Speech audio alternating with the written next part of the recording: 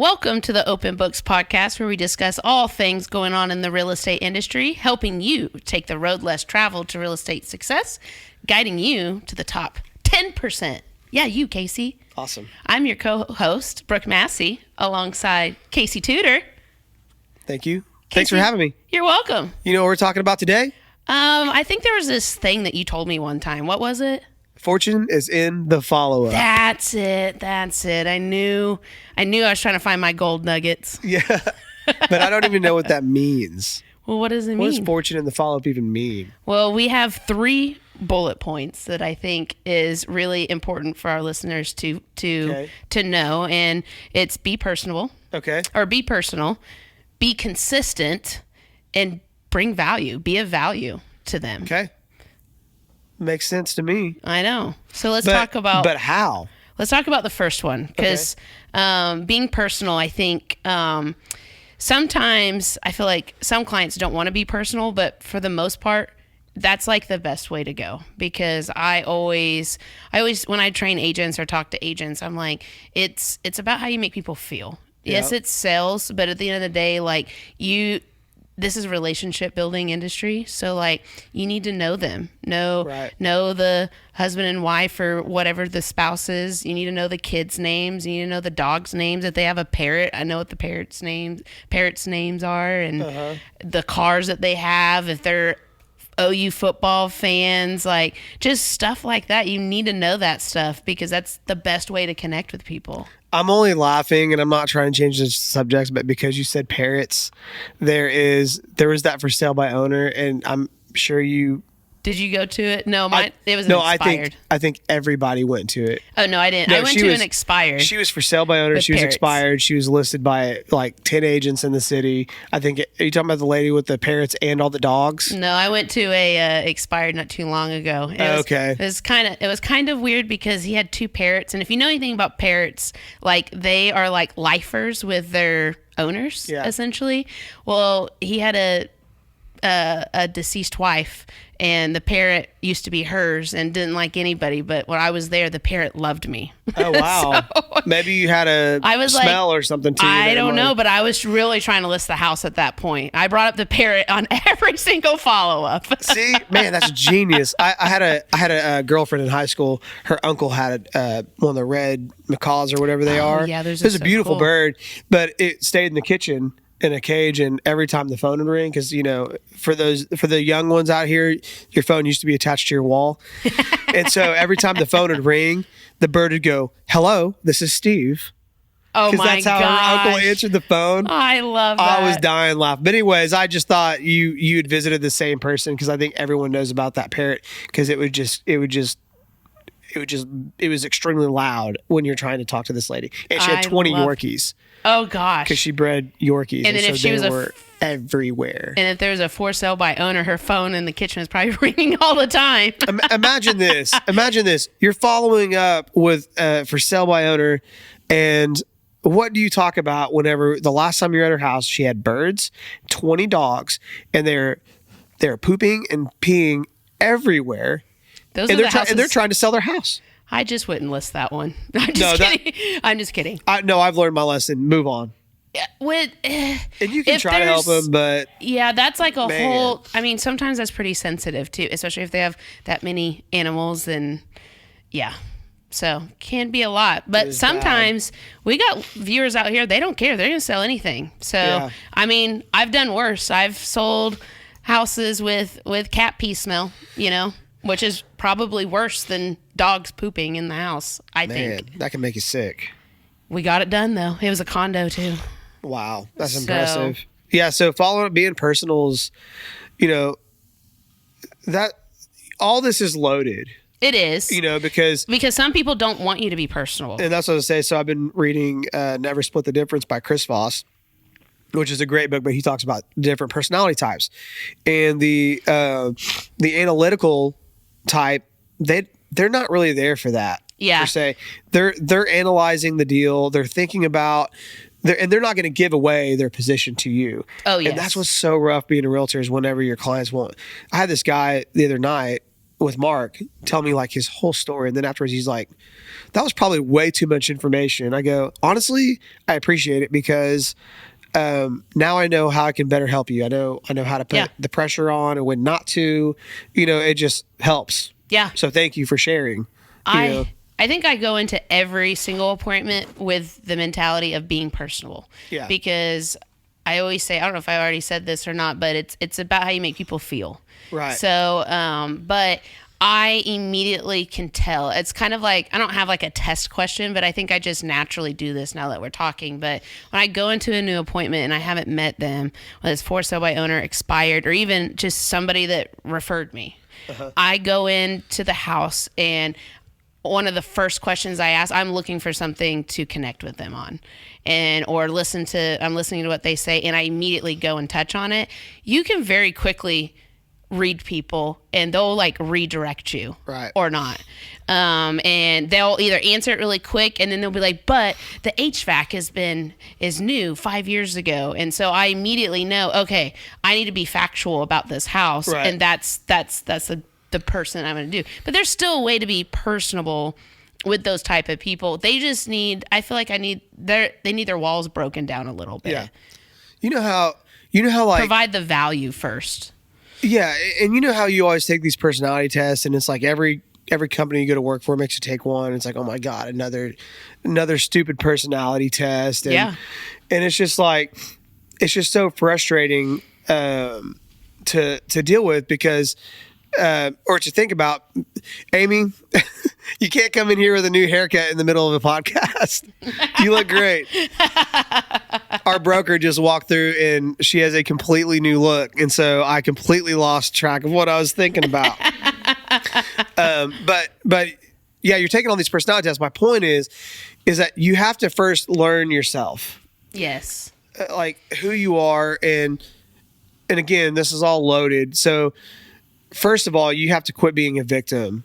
Mm-hmm. I'm not going to get into that, but don't be a victim.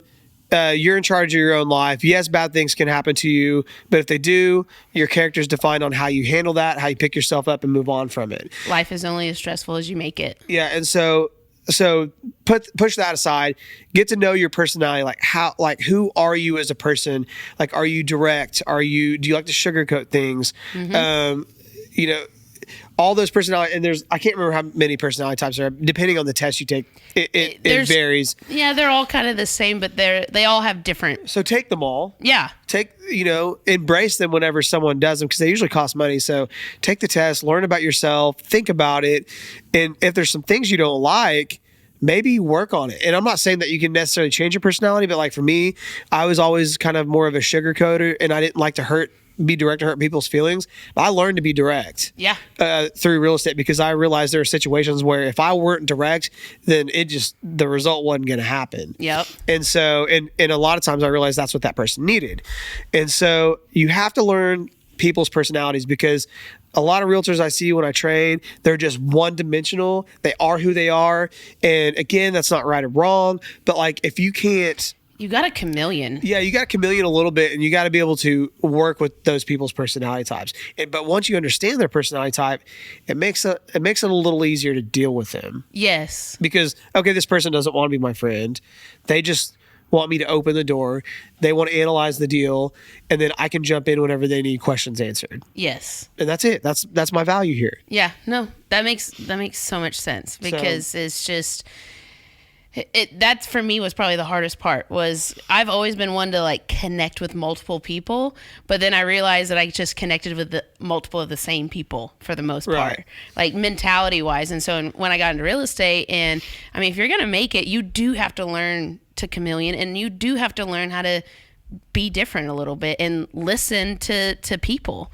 So like some people, we had a client the other day, and I mean, I still struggle a little bit to this day. I don't think it ever goes away because it's not who I am to the core or whatever. Yeah. And I thought this girl was like combative at us, and it's like she really wasn't. That's just who she was. And it took a little bit. I had to listen to the conversation a little bit more, and I'm like, oh, she's just like pretty direct and blunt to the point, which is kind of weird because I'm usually that way. But for some reason, how she was coming off, it took me a while to kind of like get it and understand it. Right. So, and you have to do that with multiple people. And I think the best way to do that is educate yourself, like we talked about, but also get over yourself. Yes. Like it's not about you, it's about them. Oh, I have to, like, in that moment, I was like, I'm being sensitive right now. I mean, honestly, because it's like, she's not coming at me. Just, I'd have switched my mindset, like, oh, okay, like, now I know how to help her. Yeah. But yeah, so that, the victim mentality, like, I could have either just been the victim and just be like, well, this agent, or this client, it wasn't an agent, this client was coming after me and da-da-da-da, but really, she was just mad because the builder sucked. So. Yeah, and this didn't have to do with follow-up, but something I learned how to do with that is just go, man, I'd be pissed off too. Yes, agree with them. Like let them it's like, but you know what? Here's what we're gonna do. Here's what we're gonna do to move forward. Yes. Always have a plan. We can back out. Yeah, we can, this is our way out, or we can do this or this. You know, and then you heard them instead of always trying to fix the problem. And I learned that in marriage counseling because I would always try to fix the problem, or just like try to, you know, if my wife was like being difficult or like venting about something, I'd try to like be like, well, why don't you just do it this way? It's like what I learned in the end was just say, oh man, like that sucks that happened. Like, I'm sorry. Oh, that's a very. Like, do you need anything from me? I probably need to take that own advice for myself. Oh, it's good.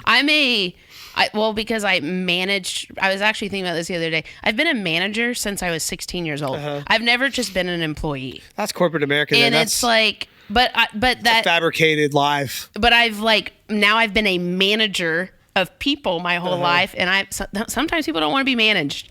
Not when they're selling the house. And so, but I'm also a natural born fixer too. So like, I'm going to manage you and I'm going to fix it. Yeah. And so we can move on. I think that's the thing you got to realize is, but it's also a pro is they of don't, mine. it wasn't really meant to be fixed. And most of the time it wasn't even, it's a valid feeling on their behalf, but it's not really, there's nothing to really fix. Yes. It's just a complaint. And then, but once the reality is once they got it out, it's over. In real estate, I feel like clients complain a lot. And so, yeah, it's something you have to be like, yes. Yeah. Can be a double-edged sword. Yeah. So what's I was going to say, let's move on to being personal. The next one is probably the biggest one of where you're going to make your most money. And you said it, but I forgot what it was. Being consistent. Oh, consistency. And there's and this one's a totally loaded one because. What's the third one? Bring value. Be valuable. Yeah. But being consistent, I mean, this is like the true follow-up. Yeah. Because it's not just one follow-up. What is it do you know that how many follow-ups that it actually takes with following up with somebody before they make a sale, like a for sale by owner? It's like 7 to 12. Yeah, 7 to 12 follow-ups. So like you have to be consistent in this. And I don't, and not do the classic, hey, just checking in, because then that's. I still say that. I do too. But I'm gonna tell everyone when I do say that, I immediately go, well, I just screwed that up. I'm not going, why won't they respond to me? Yeah. Well, because I didn't have any value. Yes. Well, you can also be like, I just had a client and his wife had surgery.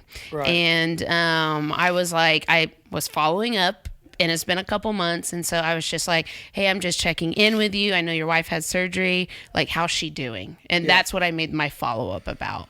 So, yeah. And I think so. I've been constantly talking about the weekly email. And, of course, you have to make sure you do this right. You don't want it to be too long. You don't want to be like giving other people's opinions. So you don't want to just copy and paste an article into your weekly email. Like, it needs to be your opinion maybe on the article. Yeah. But anyways, not to get into that too much, but that's another way to be consistent with your follow-up, because maybe you are struggling with what to say next on the next follow-up, but what happens if, like, oh man, I don't know what to say to Jill about, I met her at the open house and she said she's going to contact the lender. It's been 2 weeks and she still hasn't done it. I don't really know I know what she's looking for in a house, and I've sent her some, but she's not responding. What do I say on my next follow-up? Yeah. What if she gets your weekly email and it's like, OKC Talks, and it's about the new water park that's going in, or hey, look, I'm manifesting this. The OKC Thunder won the national championship in 2025, and then they're like, I like the Thunder, and then bam, just another touch, and who knows what would spark it, but at that point, you're just getting in front of them in different ways. But the weekly email is one more touch every week with all these people. You get those of you that are listening, there's multiple different setups and different ways. You can literally get on ChatGPT, you can get on YouTube. There's tons of different ways of follow-ups. I think the best follow-ups are usually mixed follow-ups, meaning phone call, text, email, weekly emails that are sending listings. There's multiple ways to stay in front of people. There is, and a simple way to do it would be if you know what someone. And first mailers. of all, if you don't know what they're looking for, that's a problem. The follow-up. Well, that's the follow-up. Okay, yeah, that's a good point. Tell me a little bit more about what you're needing. Yeah, ask them some questions. Is 4 bedrooms enough? Yeah. Are you okay being outside the city? Do you have to have a full acre? Questions like that. And once they start responding and going back and forth, then you're building that relationship. Yes. And that's when you put the personal side into it, the value side. You're learning about them. Yeah. I need 4 bedrooms because we have a baby on the way. Different things like that. Oh, speaking of babies, remember I always tell people to not ask that question though. Like when you're doing open houses, to not say, do you guys have any kids? Oh. Well, I don't think I really asked that. It doesn't. This doesn't happen very often. But last Sunday, I didn't bring it up, but I did ask them if the schools were important to them, and they said no because we cannot have children. Oh. Yeah, and so I'm so glad. I just got goosebumps. That's really sad. It is sad, but I'm just glad I didn't ask that question. Yeah, yeah. So it's you just don't ask a woman if they're pregnant. No, no, you do not. I used to be working the salon, and I was one of 25 women.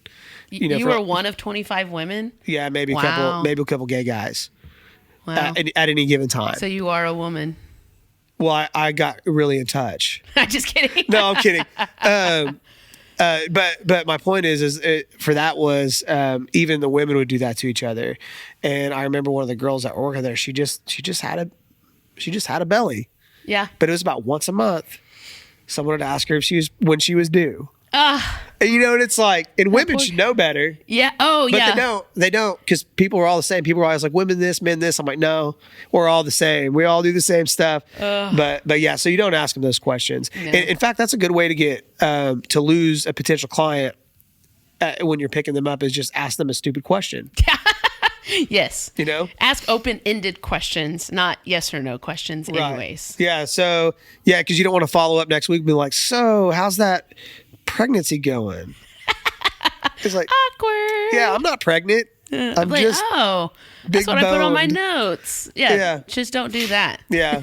So consistency. Yeah. So 7 to 12 times on average. But again, if you don't have the value, you don't know what you're following up with, it's going to make it very hard. So that's your job now. That's part of being a realtor, is figuring out what's next for them in their journey. Make a plan too. There's the 9 touches, 12 touches, do 9 by 12, meaning 9 calls, 9 texts, 12 emails, 5 mailers. You can go find all that online, but yeah, just touch them in multiple ways. Yeah. And you mentioned that, go look for that stuff online, and that's good. But that kind of reminds me of scripts, because we were talking about scripts earlier, and it's I think all that comes into play when you're first starting, just to kind of understand. Yeah. But also that prevents people from doing it too, because they don't want to read a script, or they can't read it because it's awkward. Yes. And it's okay, read the script or the follow-up, right? 9 by 9, whatever it is. And yes. What is this achieving? It's achieving touches and touch points. However you want to do it, go do it. And maybe every client's different, right? So yeah, a client who everyone's gonna have a different kind of setup. A client who's truly a year out, which I never believe them when they tell me that, but let's just say they actually are. I'm not gonna call them every week. No, that's too much, right? Yes. So forget the script. Yes, and do what they need you to do.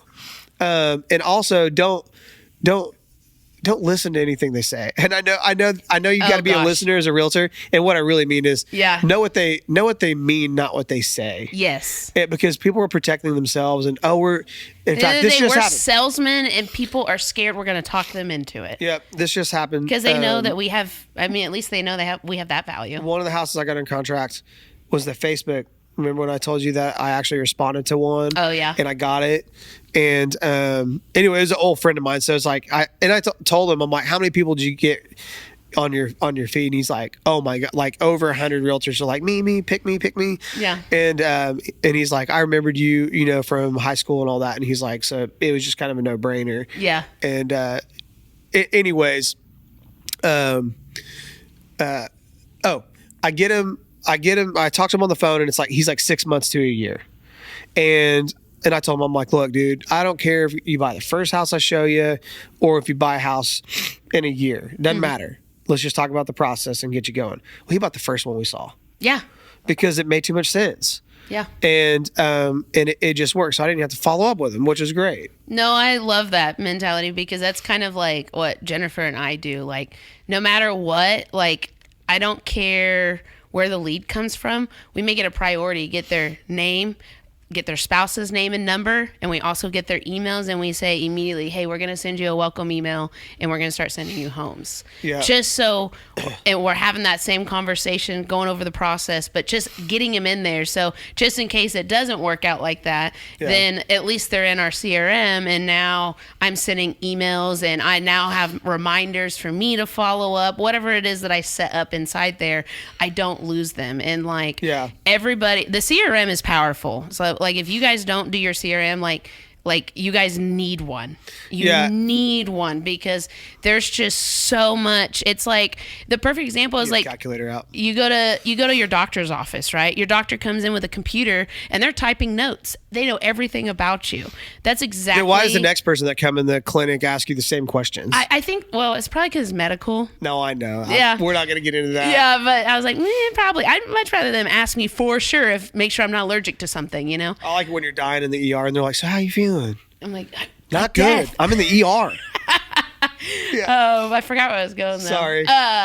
But your CRM, that's it. Like your doctors do it. Like make it a point for you. Like I tell clients all the time now, like, hey, I'm updating your file. Like I got to make sure I have all this info. And man, I think clients love that. Yeah. But also too, like, no matter what pipeline that I have them in, I make sure I always have some kind of task. If I don't have a task, why are they in my CRM? And what am I missing out?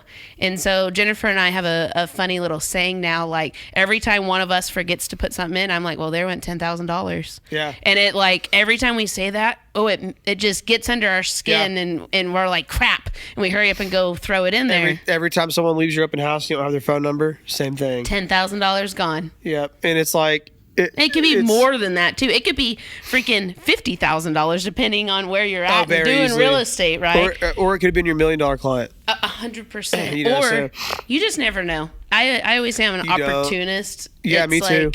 It's like you never know who you're going to meet. Yeah. And I don't care if you're going to buy a house from me. I don't. I'm gonna meet with you, make the relationship, and you may have a buddy that's a multimillionaire that is my next client, or you have a big sphere and you refer me to 5 people. Regardless, right? You don't know where that stay person in front is. of them. Yeah. So let's go back to the weekly email because ultimately, in the end, you're what you want is for people to call you and say, hey, I'm ready to buy a house. Mm-hmm. Well, you don't have to really follow up a lot on that. I mean, of course, you're still going to follow up and check in on them and which is the process, but they're going to be more ready to go. So every person, if you meet, what we say is you have to forgive me, I'm getting over a cold. So he needs liquids. Yeah, dying. I'm glad so I'm drinking soda. I was like, I'm glad you're drinking something that's helping. Yeah. So we say you need to have 5 real estate conversations a day. Mm-hmm. And that could be anywhere. And this is not easy because you got to continually do it, but grab their email. Every time you talk to someone, hey man, what's your email? Most people aren't going to tell you no. Email is so like passive. Yes. But here's the power of it. I'm going to split the difference, even though you should never split the difference. What? But it's so 3 to 5. So let's just say 4 emails a day, and let's just do 5 days a week. So that's 20 emails a week, and there's 52 weeks in a year. So that's 1,040 emails that you've collected over the year.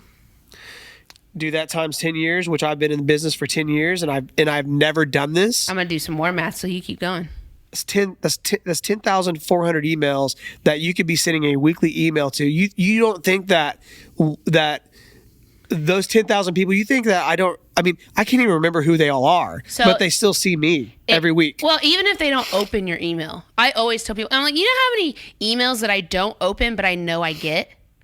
Because it's still imprinting in the mind. So mine is a very, like, I want to hit their subconscious just as much as I want to hit their conscious mind. Yeah. Like, as weird as that is cheesy, but it's true. But the math that you just did, if you even converted 5%, which is very low, and I think email is like anywhere from like 3 to 5% conversion rate, that's 520 people.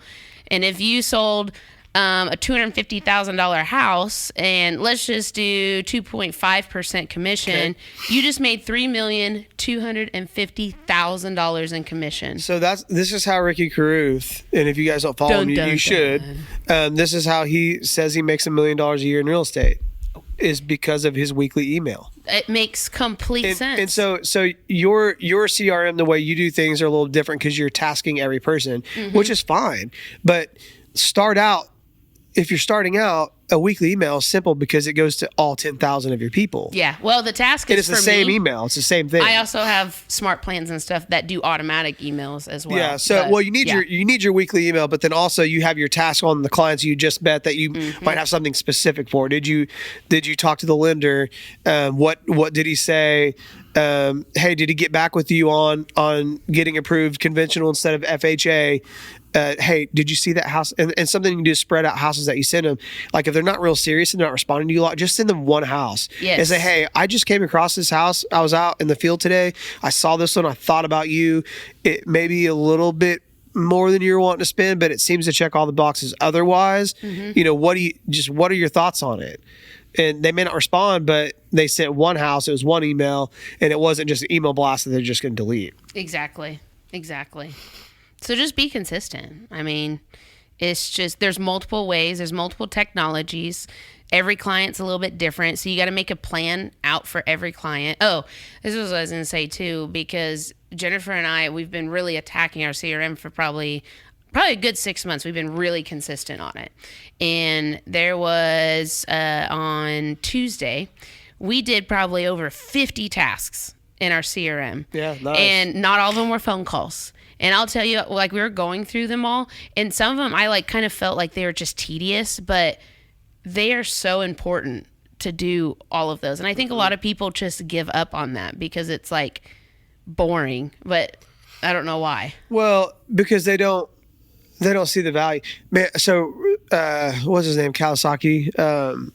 Robert, yeah, that guy. Robert. I can't remember if it was him or his dad or his kid, but basically talking about, like, he would never pay his kids a salary. Yeah. Because the minute you do that, you change their mindset. Yes. From on how to earn the money, and it's just given to them based on these tasks. I think it's so hard, because most people I can't say most. I'd say there's a lot of people that are coming from 9-to-5 jobs that get into real estate, and they cannot handle that. Like, well, I'm not getting paid for anything. Well, they said, what book did I just read? I think it was in Entrepreneur Roller Coaster. I just read it in a book. I can't remember, but they said that technically only 10% of the population actually has the entrepreneur mindset, which kind of makes sense why there's a 90% fail rate of real estate agents to a certain extent. And I think I just think society, we've just been built that way, right? And so, like, I was built that way until I read Robert's book, Rich Dad Poor Dad, and I just remember, like, on my way home from my 9-to-5 corporate job that I was just doing, but then I was unhappy for whatever reason. And I remember just listening to a chapter audiobook, and I come home and sit on the front porch with my wife and be like, did you know this? And my mindset started to shift, and now it has shifted so much. Our whole life was based on lies. It really was. It was really a rat. It's a rat race. It's really not a lie, because I mean, there's a lot Well, of it's people that changed. it has, but there's still like we still need those people, like, and there's still value. Like my sister loves her job. She's an accountant. She's very well paid, has tons of benefits. She got really high up in the company, Yeah. and she's very happy, you know? And so there's nothing wrong with that. No. We need those people too. So, but not all corporate jobs are like that. So Right. if mine was probably a little bit more like that, I'd probably still be there. Maybe. Yeah. I don't know. But something had to make a change for me where I had to look into something else. And I always say everything happens for a reason. And that book really did change my life, That's good to hear. because it's a mindset. You put your mind to, literally you put your mind to anything, you can do anything. And that is 100% true. Yeah, you know, for me, the mindset to get into real estate for me was easy. There's a lot of things I've had to work on and change. Getting into it is easy. Yeah. Well, I mean, even like the sales process, like because I already knew how to like build clients and stuff That's fair. from my previous I didn't have job, that, and yeah. I knew how to like set appointments, reschedule, like all that stuff was normal to me. Yeah. What I did not grow up with a mindset. My mindset was taught to me was go get a job, get your benefits, put your money into savings, retire when you're 65, and that's it. That's Yep. how you do it. And I never resonated with any of those types of jobs. And so I knew very early on that really wasn't going to work for me, but I was never encouraged to think about it differently, because that's kind of what my parents have Yeah. done. And so my biggest mindset shift was financially, like, hey, when you're putting money into an investment, you're not spending the money. Yeah. You're investing it. Yes. Even though it's in the word, Yes. I was losing that money in my mind. I'm losing if I put $7,000 in my IRA at the end of the year or into an investment, I'm losing the money because it's now not in my bank account. Yes. But that is very poor dad Yes. mentality. Well, because I mean, you are a little bit limited. But it's crazy how it's right in front of your face, and you still have to work on changing that mindset. Oh, it's and crazy. so when it comes like following up with clients, like, and you've never done it before, you have to really put effort in to the ideas behind it. 100%. Like you can't just walk in here and be like, well, that's what happens. They just walk in and they go, well, what do I do next? What do I say? It's like, well, did you even think about it yourself? Yeah. Like, I'm always like, I just lay in bed thinking about clients and things I'm going to say to them, and I'll wake how up we're at going to 3 get past a.m. hurdles, and Be like, oh my gosh, I forgot to pet her dog. or I forgot, or I forgot to follow up with the person, you know. Like, just like whatever, dumb, crazy stuff. Yeah. But last topic, I think we've already kind of said it, is just provide value, right? They're all connected, aren't they? Yeah, they really are. Like being personal, like being valuable is because I followed up with my client and I cared about his wife and her back surgery that she just had. Yeah. But also providing value could be in your weekly emails of talking about the Thunder or something else, like Market whatever it update. be. It could be it's spring cleaning. Here's some spring cleaning ideas and some checklists. Like Yeah.